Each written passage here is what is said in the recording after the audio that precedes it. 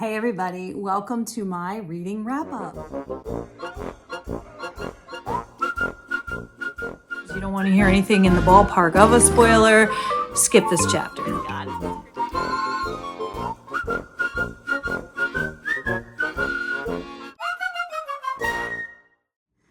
All right, hi everybody and welcome to Book Talks with Miss Thomas. I'm Miss Thomas and I had a really good reading month. So I read a total of 13 books. I know that's an unlucky number, so we'll go with 11 because 11 books I really enjoyed and 2 of them were DNFs. Most of these I talked about in other videos, so I'm going to go through them really quickly and I'm going to spend most of my time on the books I haven't discussed in other videos. The first book I read or started to read was actually a DNF called The Family Across the Street by Nicole Trope, or Troop, I'm not sure.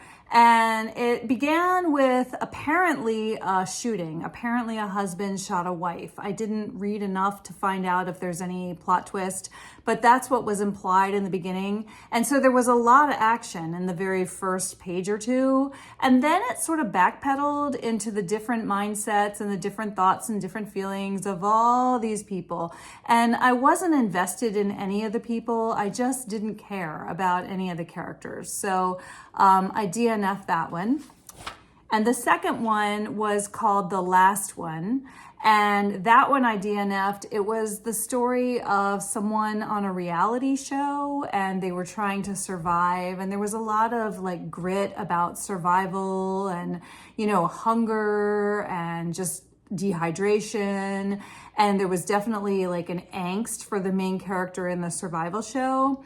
But there was also a lot of Hollywood annoying. I found it very annoying, the simplicity, the simple-mindedness in which the characters were approached. The people making the reality show, they referred to various characters by very simple-minded names, and it just came across as very superficial. So for example, the first character, the main character, was referred to as Zoo by the people making the reality show. And then there was a character named Waitress. And then there was a character named Tracker. And everybody is so much more than one label to me. I just found that really annoying. And I'm not really into survival shows or reality TV anyway, so maybe that was the problem. That book came highly recommended by a YouTuber. I won't say who. It wasn't like a Christian booktuber, but you know, I guess it's just not for everyone. It wasn't for me, but maybe you would like it. The Last One. The author's name was Alexandra Olivia. So maybe you would like that one. Now, another one, though, that I really, really liked was A Noise Downstairs, and that was recommended by Jolene at Bookworm Adventure Girl. That was a really good book. It was very, like, Hitchcock-esque.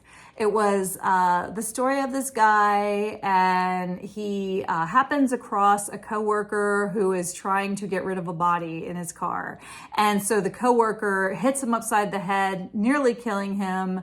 And then that's just like the first page or so. And then it stops and begins the story. So he's gotten out of the hospital and, you know, he's just trying to go about his life, but he's got PTSD from being attacked by his friend. His friend's now in jail, and his wife buys him an old-fashioned typewriter. So he starts hearing the typewriter at night when he goes to sleep, and he starts thinking he's going crazy, and then he starts thinking the women that were killed by his friend are trying to communicate with him through this typewriter, and it was just very suspenseful what's going on with the typewriter, and you know, if these women aren't communicating with him from beyond. And you know, that's not my kind of book. I'm not into the supernatural. So what's really going on?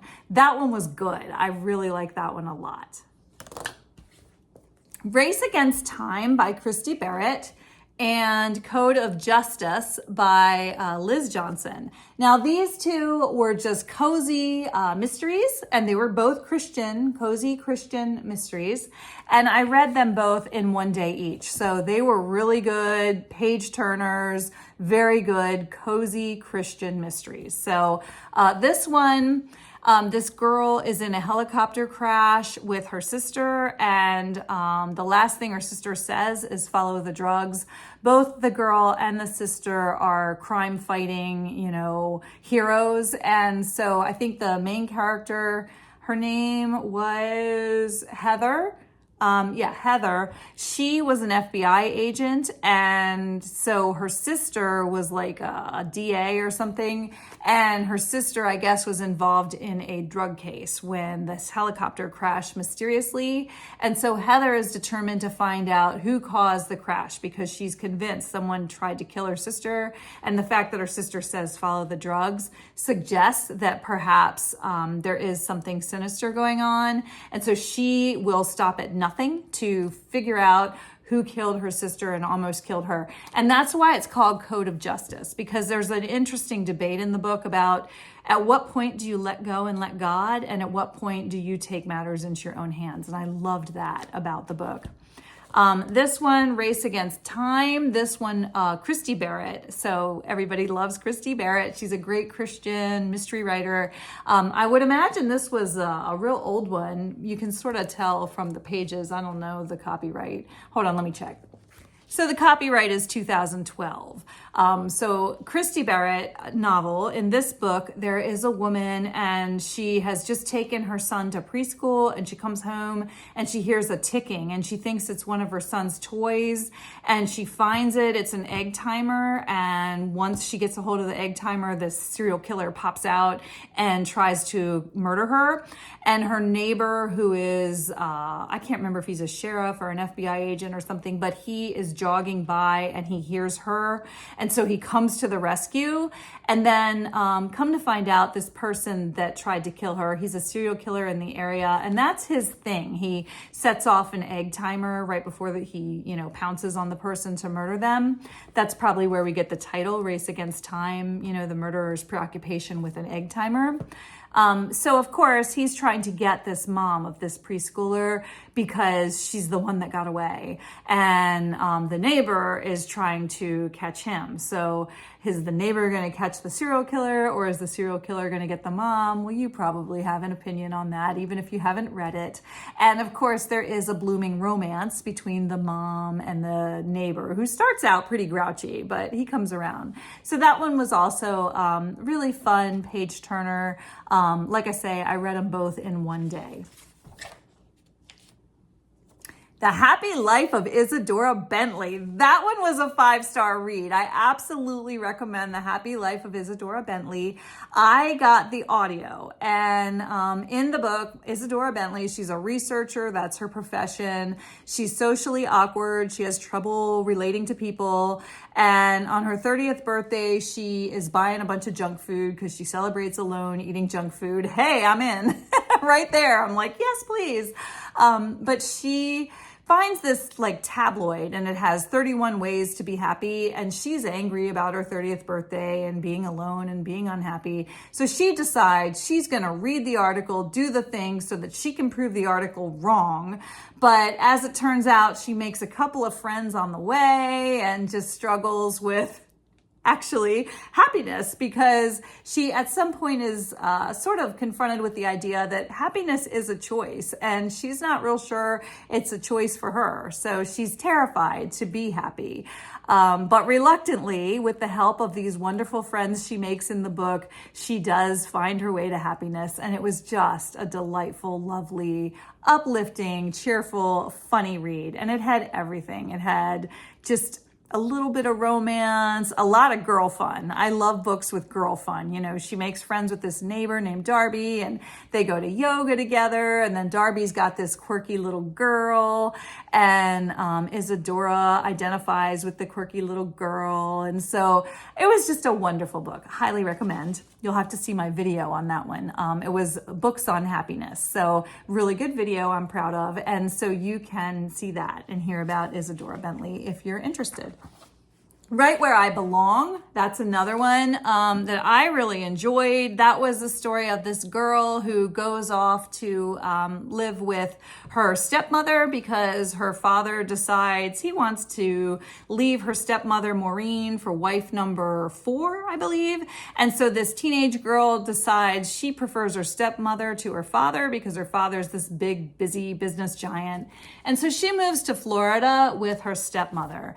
And it was just such a lovely book. The main character, the girl, she goes to a Christian school in Florida where she makes friends with all these wonderful teenagers. And I am a high school teacher, so I was just so thrilled to read a book about godly, lovely teenagers. I know they're out there. I know many of them personally, and what a blessing that is.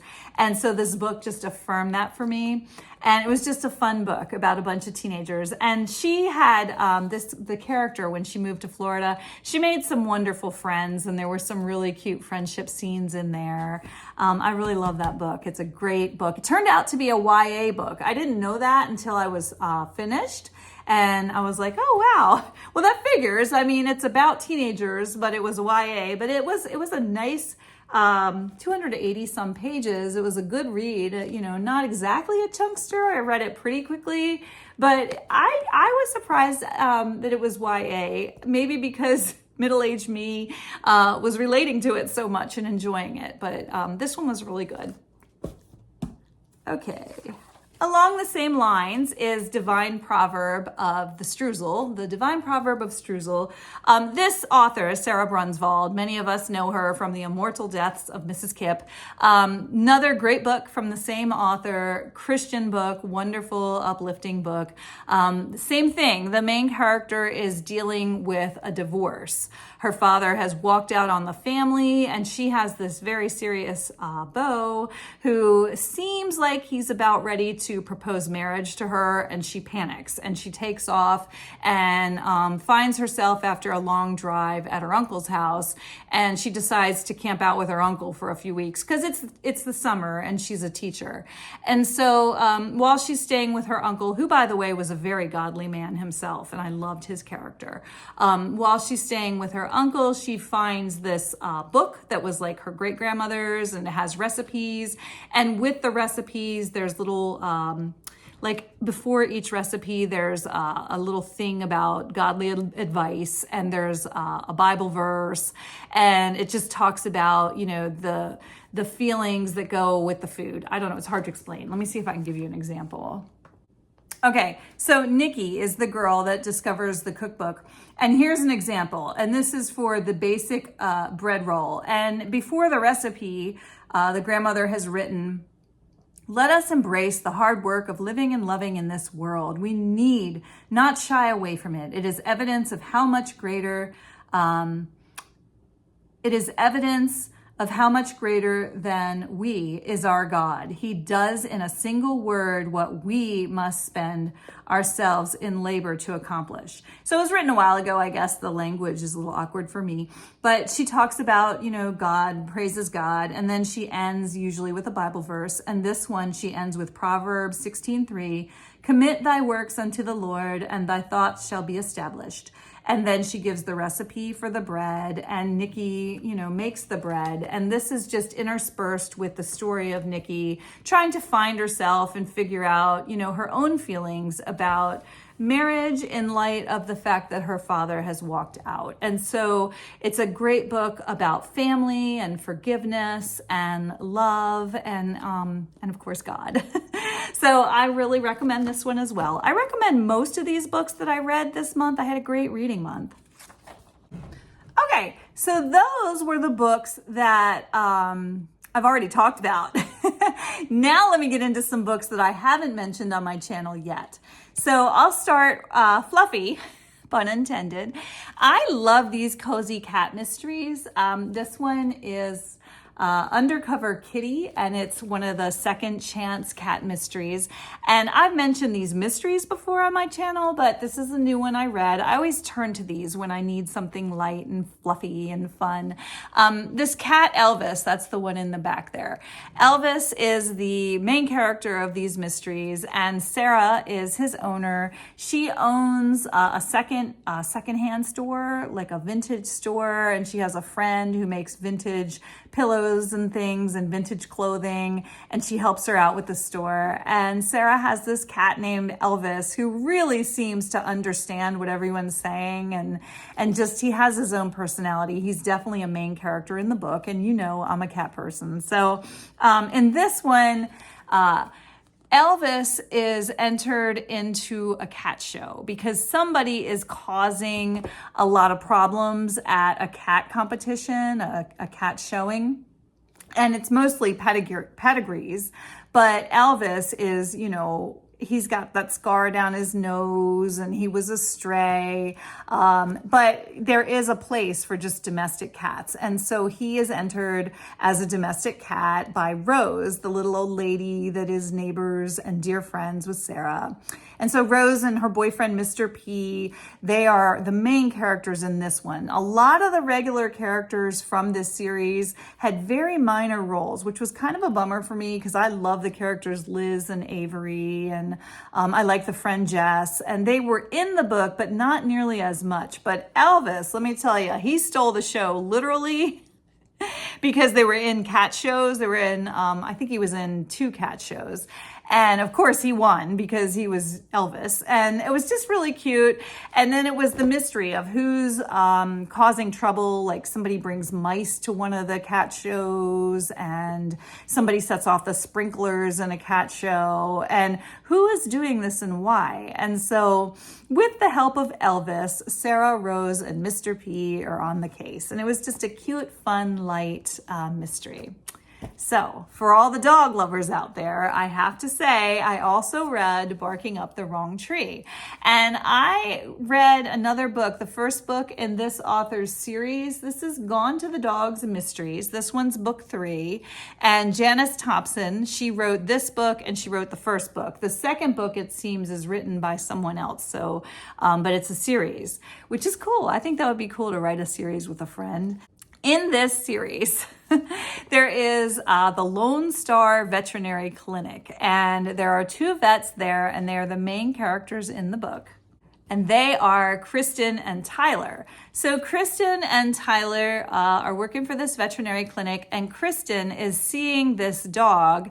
He's brought in because, and he's a regular patient. His name is Remington, and he's brought in because he's just not acting like himself. And so when Kristen examines him, she sees a whole slew of health problems, and that's very concerning because she's seen him recently and he didn't have any health problems.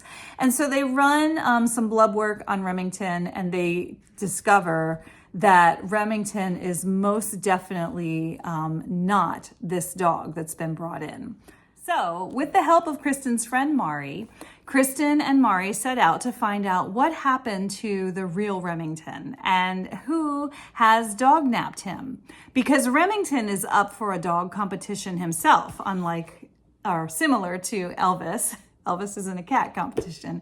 So Remy, or Remington, he's headed for this big dog competition, and someone has taken him.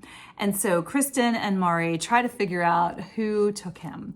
Could it be the owner of Bark and Bites, who also has their dog in the competition, and their dog came in second to Remington? And Bark and Bites makes terrible dog food, so we know, the owner's not very scrupulous. Or could it be the suspicious dog breeder who has, filthy conditions where she breeds her dogs, and there was a parvo outbreak, and she just terrible treatment of the animals. They're emaciated and very sick. and she might be needing a new dog to breed. Or could it be this cute little old man who lives near the vet, and he has, I guess, like a form of dementia, and he gets really confused, and he says he has a new dog, so they're not sure. Could it be that he somehow got Remington? And it's just a really cute, fun book with a lot of fun characters. And another character that I really enjoyed was Grandma Peach, Mari's grandma. She was just this really vivid elderly woman who is getting married to a local reverend. So that was also going on in the story, and it was just a lot of fun. So Barking Up the Wrong Tree was a great read. Okay, so The Souls of Lost Lake by Jaime Jo Wright. This is one I've been meaning to get to. I finally read it and I enjoyed it. It had a dual timeline, which is typical of Jaime Jo Wright books. And in this one, in the present day, there is this character named Wren, and she works at a Christian camp when this little girl, I think her name was Jasmine, is discovered as missing. She's missing, and everyone is looking for her. There are search parties day and night looking for this little girl, Jasmine. But at the camp, there is this like campfire folklore about this woman named Ava Coons. And in the 1930s, so that's the other timeline, in the 1930s, Ava Coons is a little girl when her whole family is murdered. And she comes out of her cabin dragging an axe covered in blood, and then the cabin burns down. So we know that that has happened, but there seems to be this folklore surrounding Ava Coons that she's in the woods out to get children. When we are reading the dual timeline, so Wren is looking for this little girl, Jasmine, along with the people in her community. And then in the past, we actually see the story of Ava Coons. And Ava Coons, you know, the story when her family died, she can't remember what happened. But then many years later, I think about 10 years later, a murder happens, again, a very similar murder with an axe. And so the whole town turns on her because it's just like the way her family was murdered. She must be involved somehow. They think she's guilty, which is ridiculous because she wouldn't have the physical power to swing an axe and brutally murder someone. But the town is just, I guess it's suspicion or paranoia, I'm not sure. A preacher, a local preacher steps up because he sees how crazy this is. And he says, I'll keep an eye on her. I'll let Ava Coons stay with me, and I'll make sure, you know, she doesn't commit any crimes if that's what you think she's doing. But just let me keep her with me so she can be safe. And of course, that's a little suspicious because he's a man and she's a woman and they're both kind of young. So then there's this elderly woman next door to the preacher named Hanny, and Hanny is going to sort of keep an eye on the preacher, and the preacher is going to keep an eye on Ava Coons. And the three of them were just lovely. They just had this fun little relationship, all three of them, and I enjoyed just watching that relationship unfold. And of course, Ava Coons is trying to remember what happened to her family and prove her innocence. And as that is happening, Wren in the present day is looking for Jasmine. So, and it all happens near the Lost Lake. There's actually a Lost Lake at the camp. So it was sort of like a Christian version of Friday the 13th, sort of, kind of, I don't know. But it was a decent book. I enjoyed it. It wasn't a 5-star for me, maybe like a 3-star, but I enjoyed it and I would recommend it. Now, the last 2 books I got deal with race relations, and that's actually why I read them. I want to have a better understanding, especially for my students who are a different color than me. Specifically, this book that I'm about to talk about deals with a black sheriff in a southern town, and his name is Titus. And the book is called All Sinners Bleed. It's an audiobook that I listened to, and it came recommended by Chrissie at Chrissie's Purple Library. And I have to say, I was really hooked in. I was really, really interested in this book. I definitely think it was an excellent book. There was a lot of things that were really important that were discussed in the book that especially I needed to listen to in order to better understand. But the thing is, I do have to say, this book had some really graphic violence. It was very triggering. And so I definitely recommend it. I definitely enjoyed it. But if you have triggers and you're not comfortable with violence, especially violence against children, this book may not be for you. I physically felt sick at some times when I was listening to it. But I also think that the book was not like just throwing shock value after shock value in the book just to be shocking. The book was powerful and meaningful, and it addressed some important issues. And issues that I especially wanted to have a broader perspective about and understand different perspectives about. So for that reason, I did stick it out, and I definitely was really engaged. I wanted to know what was going to happen next. I definitely wanted to see the bad guys caught. But there were times I had to turn it off and walk away because it was just so upsetting. But let me tell you about All Sinners Bleed. So All Sinners Bleed starts out with this guy. His name is Titus, and he is a black sheriff in a southern town, and there's definitely racism. And so he struggles with that, trying to uphold, his role and be respected, especially by some of the racist characters in the book. He does hold his own certainly very well. So in the book, the sheriff, Titus, he is called to the scene of an active shooter school. And this student, Luttrell, is the one who is at the school open fire. And Luttrell is a black student, and he has shot a white teacher right in the face. And the teacher is very beloved. And Luttrell comes out after shooting the teacher, and he's holding like this wolf mask or something, and he's got his gun, and Titus is trying to get him to drop the gun, and it seems like Titus is about to get him to drop the gun, and Luttrell is saying, check his phone, you have to see his phone, and he's talking some crazy stuff too, but Titus is paying attention, and he's thinking, there must be something on this phone that Luttrell is talking about, on the teacher's phone. And so right when it seems like Luttrell is going to surrender, this other police officer shoots him. So it's a very upsetting, difficult book, like I say, but at least up front, the book begins like that. So there's going to be some violence. Titus checks the teacher's phone. And this teacher is very beloved. Like the whole community really loves this teacher. The black students and the white students, they all love this particular teacher. He's like a middle-aged man. And Titus checks his phone though, and he finds really disturbing videos of other students being just brutalized and abused. And it's all being filmed. It's, pornography. And the student that opened fire in the school, he was in some of these films too. So Titus knows that the teacher who was shot and the student Luttrell were involved in this really disgusting pornography. But there is a third character wearing a mask in the film.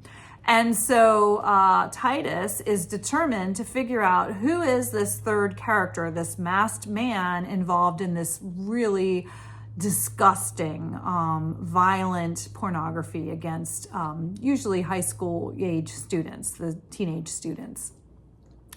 And so as the story unfolds, that's really what most of the story was about Titus trying to track down this pedophile who was also really violent and disgusting. So in the book, Titus's mother died, and he struggles with faith because his mother died. And this is not a Christian book. There was a lot of blasphemy too, a lot of vulgar language, graphic violence, blasphemy. But it was very eye-opening for me in particular, because it was just interesting to me how Titus talks about, for example, as a sheriff, it's so important for him to iron his clothes and uphold a certain image, regardless of the fact that he's really good at his job. But it was just, he was under the microscope more so than I think a white sheriff would have been. And so that was interesting, stuff I never really thought about. And then another thing that was really interesting and sad, though, is the thing about the Confederate statue and how everyone was so up in arms about this statue, and the white Confederate characters were going to march in celebration of this Confederate statue. And then there was a preacher in the black community, and a bunch of the black characters were going to counter march. And so there was this march for the statue and a counter march against the statue that ended with deaths on both sides of the issue. And that was really sad. But it was also, I think, kind of powerful and important because it had me thinking about, freedom of expression. And really, I don't know, it was very sad, but it challenged my thinking a lot. And it had me thinking really deeply about things like, statues and monuments that are controversial, that people talk about removing, and just, racism. A lot of it's easier for me, I think, to look away. And this book really challenged me to look at it more carefully and to think about it. There were also some religious fanatics in the book that were very evil. And so that was also, I don't know, upsetting and hard for me to deal with. But at the same time, that is a reality in the world. And maybe it's time for me to stop looking away and look at that stuff for what it is and deal with it. So it was a good book. It was a very powerful book. And if you have the stomach for that kind of violence, then I would say definitely you should read it. All Sinners Bleed, though. It was a very powerful book, and one that I recommend if you can, deal with the violence and the disturbing, triggering things that happen in the book. It still had a lot to say, and it was a very powerful book. And it was also a real nail biter. Like, throughout the book, I was just really trying to figure out, who the bad guy was, and I was surprised by the ending. All right, another book, All American Boys. This is the last book I want to talk about. Now, this one I have to read because, well, I guess I didn't have to, but I wanted to read it because it is one option for 11th grade. And I'll be teaching 11th grade English next year. So I went ahead and I read that because it's a new to me book. I didn't teach 11th grade last year, and it was added to the 11th grade curriculum after the last time I taught 11th grade. So I thought, okay, I'll look into this one and see. The kids like it. I've had kids tell me that they really enjoyed reading it. So that was another reason I wanted to read All American Boys, because if it really holds the interest of the students, it's definitely a book worthy of consideration. So All American Boys is told from two different points of view, Rashad and Quinn. And Rashad is a black teenage boy who is in the ROTC. And so he has to wear his ROTC uniform to school on Fridays. And after school Friday, there's this big party, all the kids are going. And so he changes out of his ROTC uniform and he's headed for this party. But he wants to stop. He's with his friends, I think, or was he? But he wants to stop on the way and at this convenience store and pick up some chips. So when he goes to buy the chips, this woman knocks into him, and his bag falls to the ground, and he bends down to get, I think it was his cell phone or his wallet, and the chips are on the ground. And there's a police officer in the store who sees the woman. She fell down, I guess, when she knocked into him. And so the police officer assumes that he's stealing something, that he's, causing trouble for this poor woman, when actually she's the woman who knocked into him. She wasn't trying to cause trouble, but the police officer saw her as a victim, the white woman victim of the teenage boy, and he attacks Rashad. I mean, he just really violently beats Rashad, breaks his ribs and I don't know, just his nose, I think. And it was just a very brutal beating over what seemed to be a stolen bag of chips, which Rashad wasn't even stealing them. And then the book goes to Quinn's point of view. And Quinn is a high school student at the same high school, headed to the same party. And he and Rashad aren't really in the same social circles, but turns out Quinn does know who Rashad is because Rashad's pretty well liked, and he's in the popular crowd, and he's friends with a basketball player named English. And Quinn plays basketball. Quinn is like a really good basketball player. And he is headed into the convenience store when he sees this police brutality. And he is just shocked and horrified. And really, I don't think it's too much to say traumatized, because the police officer beating up Rashad is Paul. And Paul had a role in raising Quinn because Quinn's father died when he was young. And so Quinn really looked up to this police officer, Paul, and Paul helped him to learn how to play basketball and just had a real positive role in his life, and the families are friends with each other. And Quinn sees Paul beating up Rashad, and he's just horrified. He doesn't recognize, he has trouble, I guess, putting that Paul with the Paul he knows. And he sees this as just really violent and disgusting and inexcusable. And he doesn't quite know how to reconcile it with the Paul that helped raise him. And so he struggles too with loyalty to Paul and doing the right thing. And then as the story unfolds, of course, we hear Rashad's point of view in the hospital. Rashad's father, interestingly, used to be a police officer. And so we find out a little bit about that later in the book, but that's a spoiler I won't give you. And it was just a really powerful book about these two all-American boys, Quinn and Rashad, and how they're affected by police brutality. The point being that Rashad was the one who was attacked, but the whole community was negatively impacted. And some of the students start saying, Rashad is absent again today. And that becomes a thing. Someone spray paints it, I think, on the sidewalk. And it just turns into a thing that's affecting the school. And as a member of the basketball team, Quinn is pressured to not discuss it, not respond to it, not engage in it at all.